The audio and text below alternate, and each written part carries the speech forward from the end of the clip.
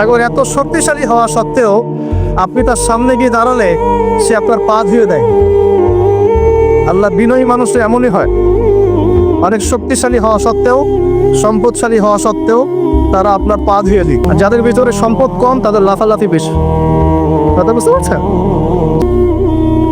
অনেক শেখার আছে, অনেক কিছু।